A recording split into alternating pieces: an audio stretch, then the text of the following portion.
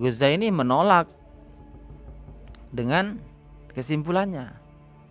Ini kan rancau dan terjadi kontradiksi, ataupun ibarat orang itu menyinggung soal beberapa pidato Kiai Haji Maduddin tentang perampokan-perampokan. Oleh karena itu saya menjawab tantangan Gus Zaini.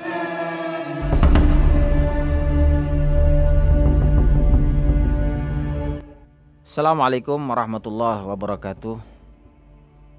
Ada sebuah video datang dari channel Gus Zaini Zaka, Zaini Karim ya, seorang ustadz Lora dari Madura, Pulau Madura.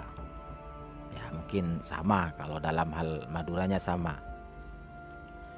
Beliau memberikan pernyataan tegas, meyakini bahwa nasab Ba'alawi itu sah alias tersambung dengan Rasulullah SAW.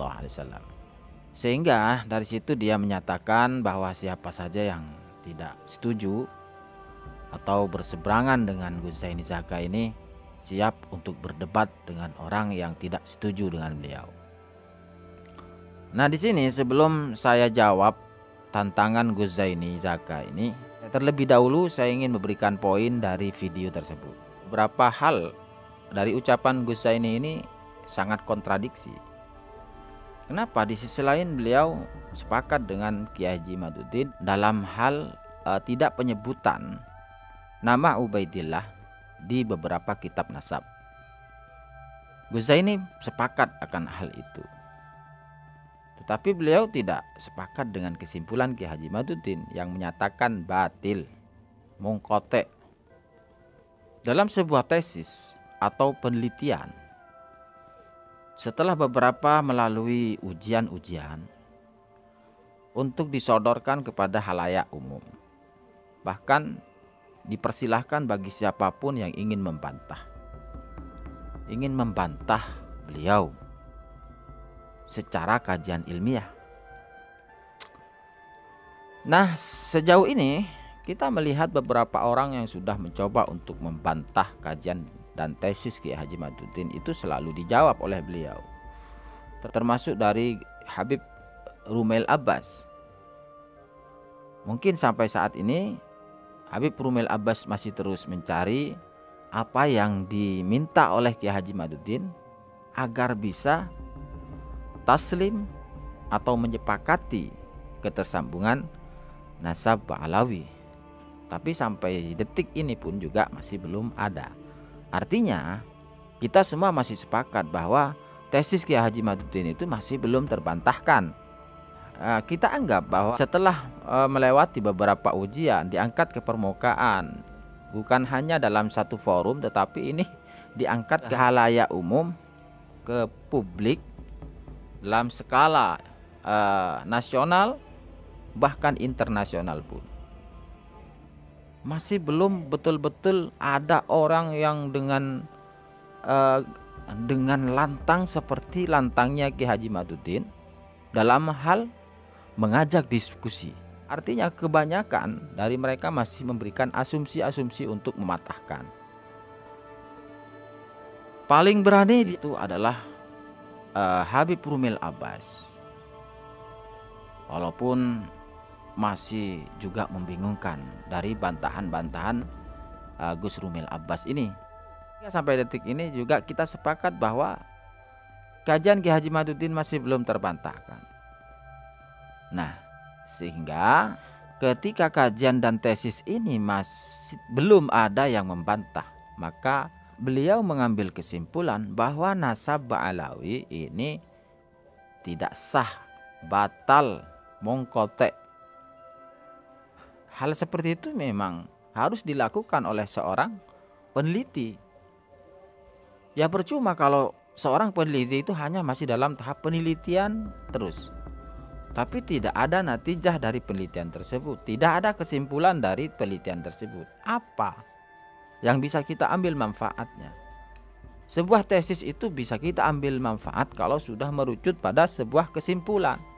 Kiai Haji Maduddin bukan hanya bertanggung jawab dalam sebuah tesisnya, melakukan penelitian saja, tetapi dia bertanggung jawab mengeluarkan suatu kesimpulan. Ini ranah ilmiah.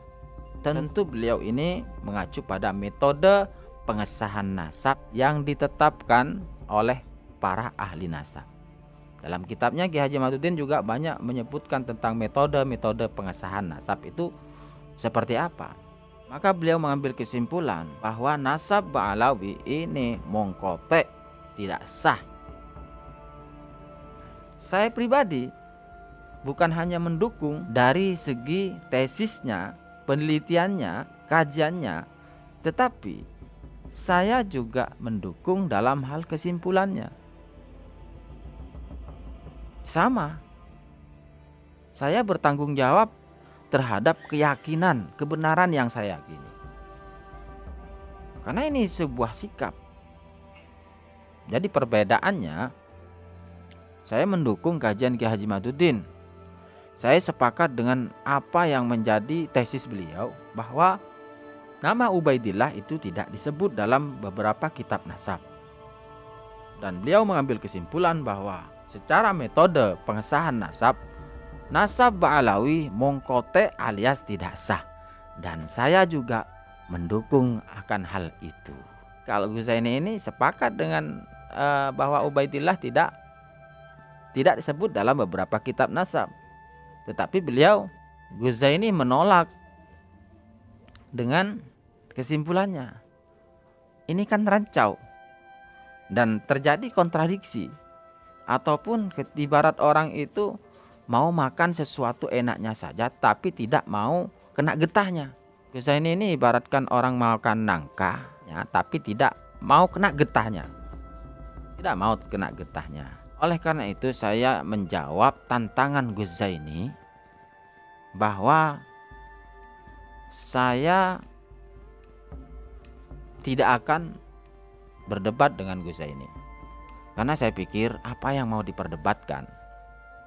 Wong sudah jelas kok Ghuzaini ini arahnya kemana. Dia kan hanya berdasarkan dzon saja. Tidak bisa menjawab itu dengan literasi juga. Ini kan masalah kesimpulan. Dan kesimpulan Ghuzaini ini hanya berdasarkan dzon dan pernyataan beberapa tokoh. Lalu apa yang mau diperdebatkan? Saya setuju mendukung kajian Ki Haji Madudin itu dari mulai awal, dari tesis kajian-kajiannya. Saya juga mendukung terhadap kesimpulan beliau juga. Dalam artian ini juga sebuah hazanah keilmuan. Ya beda lagi kalau memang nanti ada satu antitesis yang bisa melemahkan, bahkan secara literasi kitab-kitab nasab ditemukan bahwa nama Ubaidillah itu memang terkonfirmasi. Ya sudah, kita juga konsisten di dalam hal kajian keilmuan. Jadi ya jangan harap kalau kita dengan Ghuzaini akan beradu argumen dengan permintaan beliau pakai menggunakan bahasa Arab, apalagi menggunakan bahasa Arab. Saya untuk bahasa Indonesia saja ini nggak lancar, apalagi menggunakan bahasa Arab.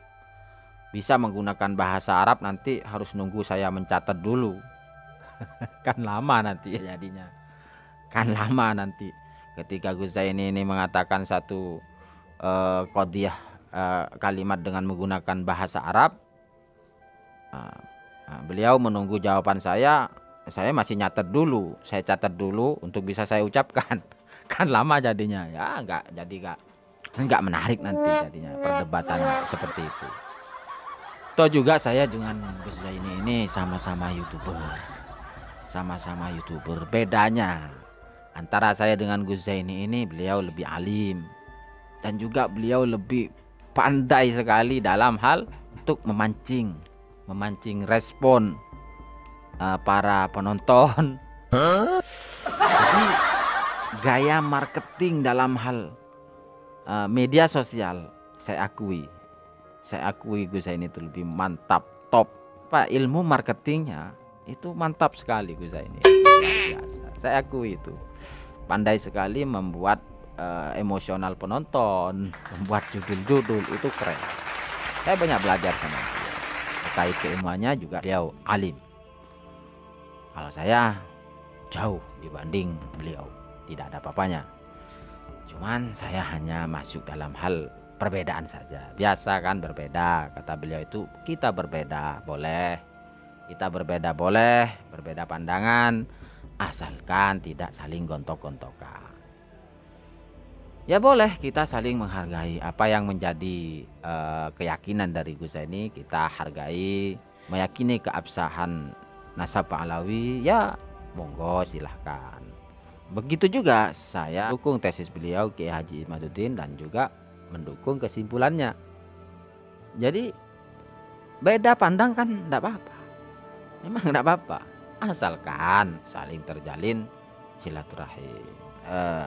Kita tetap pasrahkan semuanya kepada Allah Subhanahu wa taala. Nah, kita ambil banyak hikmah lah dari adanya polemik ini. Banyak hikmahnya.